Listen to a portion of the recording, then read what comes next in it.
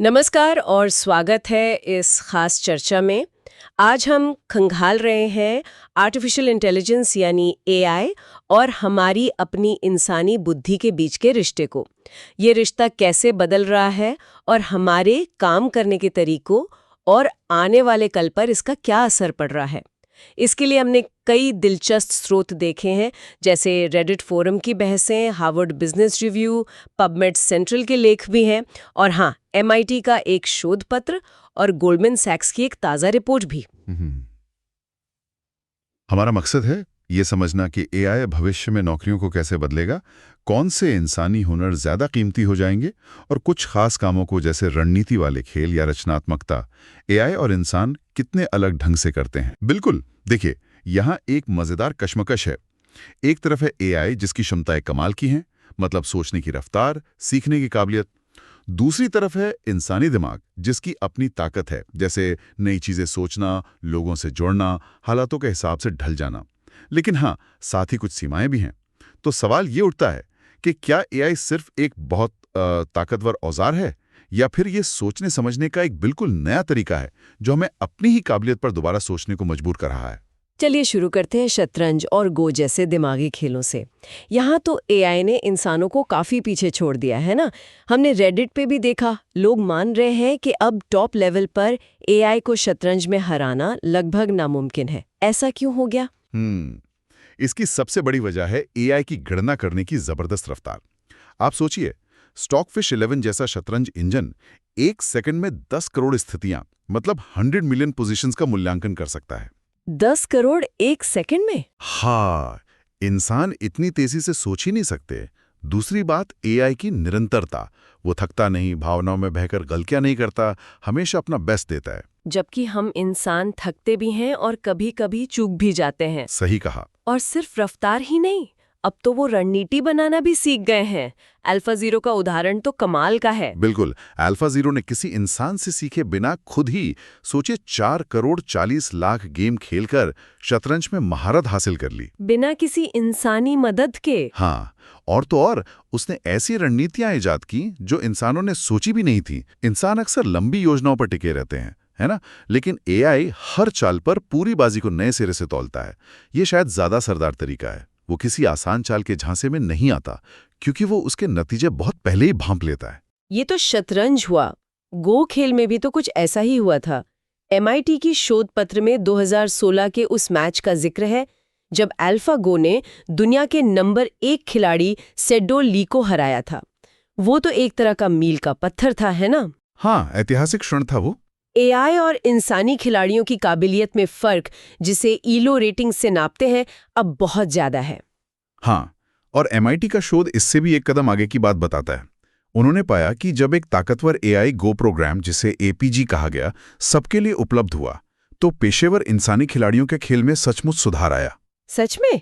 कैसे? उनकी चालों की क्वालिटी, यानी जीतने की संभावना, औसतन 0.75% अंक बढ़ गए। ये करीब 30% का सुधार है। अरे वाह! और ये सुधार इसलिए हुआ क्योंकि खिलाड़ी कम गलतियां करने लगे और अपनी सबसे बड़ी गलती के असर को कम कर पाए। दिलचस्प बात यह है कि सबसे ज्यादा सुधार खेल की शुरुआत में देखा गया, जहां सबसे ज्यादा अनिश्चितता होती है। क्या इसमें कोई और पैटर्न भी दिखा, जैसे किस तरह के खिलाड़ियों को ज्यादा फायदा हुआ? हाँ, एक अहम बात सामने आई। जो खिलाड़ी जवान थे, उन्होंने इस एआई से ज्यादा सीखा और ज्यादा फायदा उठाया।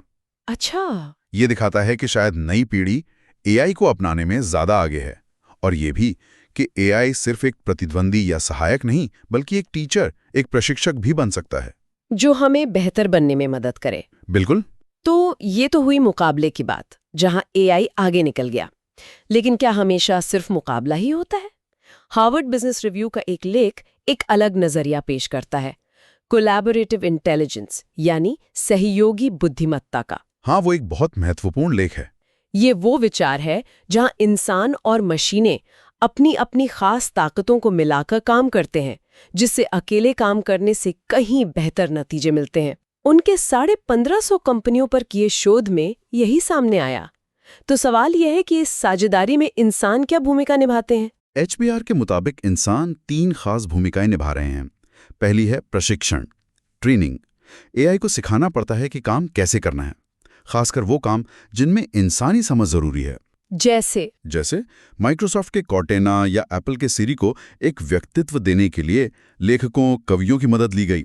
या फिर कोको नाम के स्टार्टअप का उदाहरण लें, जहां इंसानों ने एआई को सहानुभूति जैसी जटिल भावनाओं को पहचानने और व्यक्त करने की ट्रेनिंग दी। ये दिलचस्प है, पर क्या ये सचमुच सहानुभूति है या सिर्फ पैटर्न पहचानना? ये एक बड़ा सवाल है। और दूसरी भूमिका क्या है? ये एक अच्छा सवाल है, और शायद यही दूसरी भूमिका आती है स्पष्टीकरण, एक्सप्लेनिंग। एआई अक्सर ऐसे नतीजे देता है जिनके पीछे का तर्क हमें समझ नहीं आता। हाँ, वो ब्लैक बॉक्स वाली समस्या। बिल्कुल, यही इंसानी विशेषज्ञों की जरूरत पड़ती है। वो समझाते हैं कि एआई किसी खास नतीजे पर क्यों पहुंचा।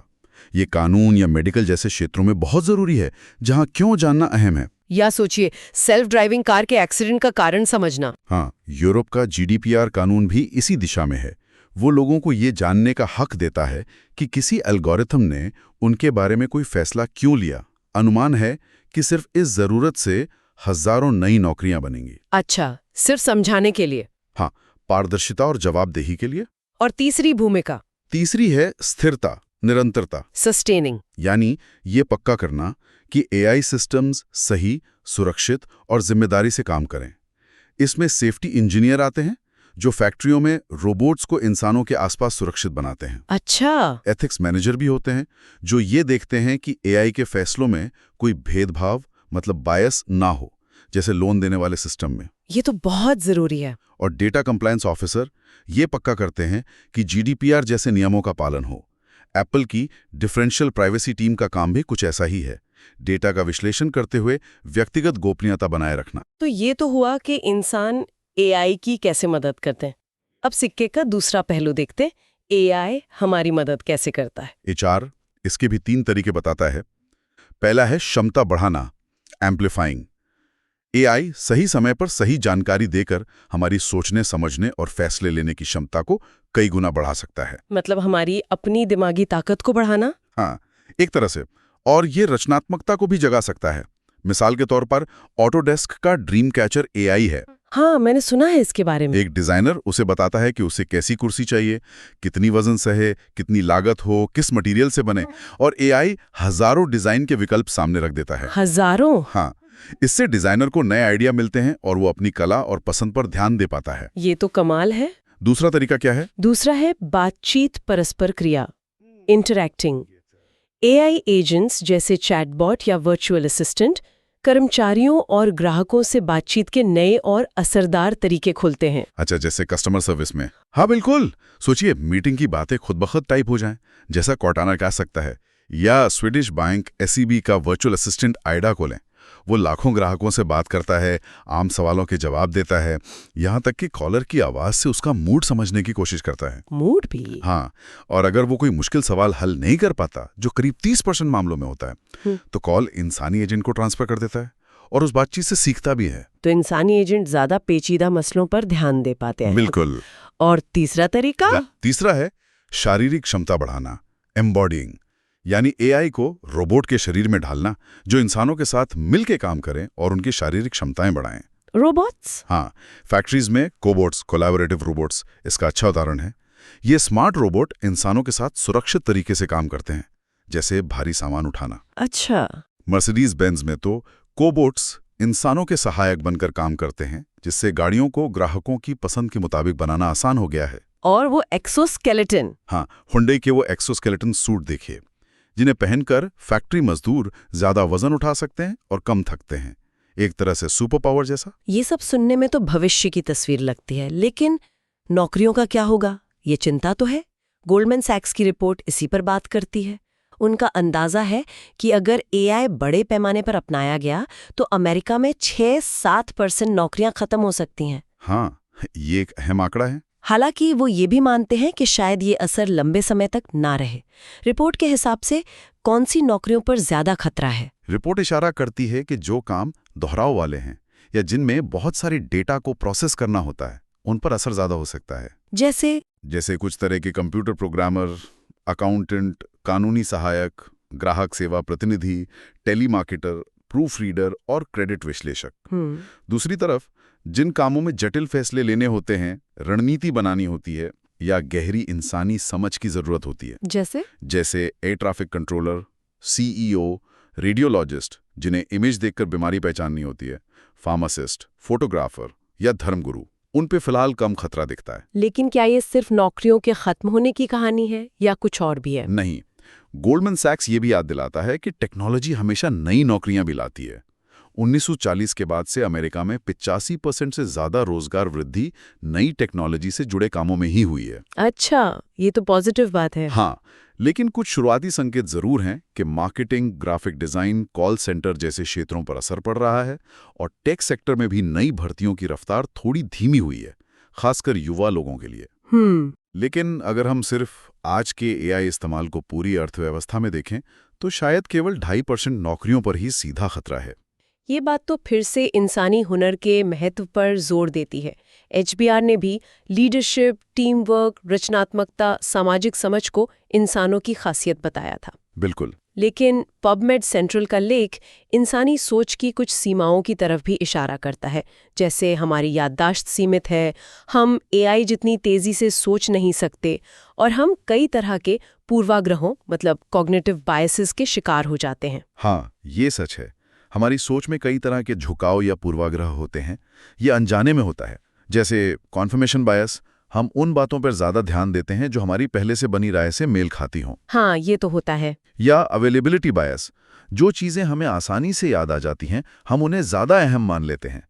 ये हमारे दिमाग के काम करने के तरीके या शायद विकास क्रम का नतीजा है और इनसे पूरी तरह बचना मुश्किल है। तो अगर इंसानी सोच में ये स्वाभाविक कमियां हैं, तो क्या AI इसका समाधान है? क्या वो पूरी तरह निष्पक्ष और तार्किक है? सैद्धांतिक रूप से तो हाँ, वो तेज है, ज्यादा डेटा देख सकता है और शायद इन पूर्वाग्रहों से मुक्त हो। लेकिन क्या जमीनी हकीकत इतनी सीधी है? मुझे शक है। यहीं पर AI की अपनी नैतिक चुनौतियां सामने आती हैं। सबसे बड़ी चिंता है एल्गोरिथम पूर्वाग्रह, एल्गोरिथमिक बायस का खतरा। मतलब अगर AI को सिखाने वाला डेटा ही पक्षपातपूर्ण है तो AI के फैसले भी गलत या अन्यायपूर्ण हो सकते हैं। और जैसा गोल्डमैन सैक्स ने भी इशारा किया, AI की गलतियों के नतीजे गंभीर हो सकते हैं। बिल्कुल। दूसरी बड़ी चुनौती वही ब्लैक बॉक्स समस्या है, जिसका जिक्र HBR ने किया था। AI के फैसले अक्सर पारदर्शी नहीं होते। हमें पता नहीं चलता कि वो किसी नतीजे पर क्यों पहुंचा। तो ये तो एक अजीब सी स्थिति है। एक तरफ इंसान की गलतियां और पूर्वाग्रह, दूसरी तरफ AI का संभावित पूर्वाग्रह और पारदर्शिता की कमी। बिल्कुल। और यहीं से AI सुरक्षा और संरेखण मतलब AI सेफ्टी एंड अलाइनमेंट का सवाल उठता है। यानी ये कैसे पक्का किया जाए कि AI सिस्टम हमारे मूल्यों के हिसाब से काम करे और नुकसान न पहुंचाएं। हाँ, ये बहुत जरूरी है। HBR ने GDPR जैसे कानूनों का जिक्र किया जो पारदर्शिता और जवाबदेही की मांग करते हैं। पबमेड सेंट्रल का लेख एक दिलचस्प तर्क देता है, शायद हमें AI पर भरोसा करने के लिए ये जरूरी नहीं कि हम उसके काम करने का हर पहलू समझें। अच्छा, तो फिर कैसे भरोसा करें? बल्कि ये देखें कि उसका प्रदर्शन कितना भरोसेमंद और प्रमाणित है। जैसे हम हवाई जहाज पर भरोसा करते हैं बिना ये जाने कि उसका हर पुर्जा कैसे काम करता है। सोचने वाली बात है। चलिए, अब कुछ खास कामों पर ध्यान देते हैं। मेडिकल डायग्नोसिस यानी बीमारी का पता लगाने में AI और इंसान की तुलना कैसे की जा सकती है? देखिए, AI यहाँ एक ताकतवर सहायक बन सकता है। वो बहुत बड़ी मात्रा में मेडिकल डेटा जैसे स्कैन या रिपोर्ट का विश्लेषण करके पैटर्न पहचान सकता है, जैसा HBR ने बताया। हाँ। MIT के शोध के संदर्भ में सोचें तो AI मेडिकल रिकॉर्ड को कोड करने जैसे कामों में डॉक्टरों की मदद करके उनकी उत्पादकता बढ़ा सकता है। लेकिन क्या वो डॉक्टर की जगह ले सकता है? यहीं पर पेच है। जैसा HBR ने भी कहा, एक्सप्लेनर यानी समझाने वाले इंसान की भूमिका अहम है ताकि डॉक्टर समझ सकें कि AI ने कोई सलाह क्यों दी। और फिर सहानुभूति, मरीज से बातचीत और उन जटिल मामलों में फैसला लेना जहां जानकारी अधूरी या अस्पष्ट हो, इन सब में इंसान अब भी बेहतर है। तो एक नैतिक दुविधा भी है यहाँ। क्या AI का संभावित रूप से पूर्वाग्रह मुक्त फैसला इंसान की गलती के खतरे से बेहतर है? हाँ, इस पर अभी बहस जारी है और कोई आसान जवाब नहीं है। और कला या डिजाइन जैसे रचनात्मक कामों के बारे में क्या AI यहाँ भी इंसानों की जगह ले सकता है? ये एक और दिलचस्प क्षेत्र है। HBR में हमने ऑटोडेस्क ड्रीम कैचर का उदाहरण देखा था। AI हजारों डिजाइन विकल्प पेश कर सकता है जो शायद किसी इंसान के दिमाग में ना आते। हाँ, वो विकल्पों की बाढ़ ला सकता है। वो पैटर्न पहचान सकता है, अलग अलग तत्वों को मिलाकर नई चीजें बना सकता है। लेकिन क्या इसे रचनात्मकता कहेंगे? शायद नहीं, है ना? हाँ, शायद नहीं। एआई प्रेरणा दे सकता है, विकल्प दे सकता है, लेकिन अंतिम चुनाव, सौंदर्य बोध, उस रचना के पीछे का गहरा मतलब या भावना, वो अभी भी इंसानी दायरे में है। एआई विकल्प पैदा करने में माहिर है, जबकि इंसान उन विकल्पों में से चुनने, उन्हें संवारने और उनमें अर्थ भरने में। तो कुल मिला के आज की इस बातचीत से ये साफ है कि एआई कई मायनों में, खासकर गणना और पैटर्न पहचानने में, इंसानी बुद्धि से आगे निकल चुका है, जैसा हमने शतरंज और गो के उदाहरणों में देखा। हाँ, इसमें कोई शक नहीं। लेकिन साथ ही एचबीआर के शोध की तरह ये भी स्पष्ट है कि इंसान और एआई मिल के ज्यादा बेहतर काम कर सकते हैं। ये सहयोगी बुद्धिमत्ता ही शायद भविष्य है। हाँ, और काम के भविष्य पर असर तो पड़ेगा, ये तय है। गोल्डमैन सैक्स की रिपोर्ट बताती है कि कुछ नौकरियां बदलेंगी, कुछ शायद खत्म भी हों। पर नई तरह की नौकरियां भी सामने आएंगी। बिल्कुल, और ऐसे में वो इंसानी हुनर जिनकी नकल एआई आसानी से नहीं कर सकता, जैसे रचनात्मकता, आलोचनात्मक सोच, सामाजिक समझ, लीडरशिप, भावनात्मक बुद्धिमत्ता, हाँ, उनका महत्व और भी बढ़ जाएगा, जैसा एचबीआर और पबमेड के लेख भी सुझाते हैं। बिल्कुल। निष्कर्ष शायद ये है कि एआई और इंसानी बुद्धि ये दो अलग तरह की चीजें हैं। एआई की ताकत, रफ्तार, बड़े पैमाने पर काम करने की क्षमता और तार्किकता में है, जबकि इंसानों की ताकत, लचीलेपन, मुश्किल हालात में ढल जाने की क्षमता, कॉमन सेंस और किसी चीज की गहरी समझ में है, जैसा पबमेड सेंट्रल के लेख में बताया गया है। तो कोशिश एआई को इंसान जैसा बनाने की नहीं होनी चाहिए, बल्कि ये सोचने की होनी चाहिए कि इन दो अलग तरह की बुद्धिमत्ताओं को मिलाकर हम बेहतरीन नतीजे कैसे हासिल कर सकते हैं। असल सवाल ये है कि हम एआई का इस्तेमाल अपनी कमियों को दूर करने और बेहतर फैसले लेने के लिए कैसे कर सकते हैं, खासकर उन जगहों पर जहां हमारे अपने पूर्वाग्रह हमें रोकते हैं। एकदम सही कहा। और जाते जाते अपने श्रोताओं के लिए एक सवाल छोड़ जाते हैं। ये सवाल पबमेड सेंट्रल और MIT के शोध से उभरता है। जैसे जैसे एआई ज्यादा जटिल होता जा रहा है और उसके फैसले ब्लैक बॉक्स बनते जा रहे हैं, क्या हमें इंटेलिजेंस अवेयरनेस यानी बुद्धिमत्ता के बारे में एक नई तरह की जागरूकता की जरूरत है, ताकि हम समझ सकें कि ये सिस्टम कैसे काम करते हैं और उन पर कितना भरोसा करें। बहुत जरूरी सवाल है ये। और दूसरी बात, जैसा MIT के शोध ने दिखाया कि युवा पीढ़ी एआई को अपनाने और उससे सीखने में आगे है, क्या ये भविष्य में ज्ञान और अवसरों के मामले में एक नई तरह का डिजिटल विभाजन पैदा कर सकता है? सोचिएगा जरूर।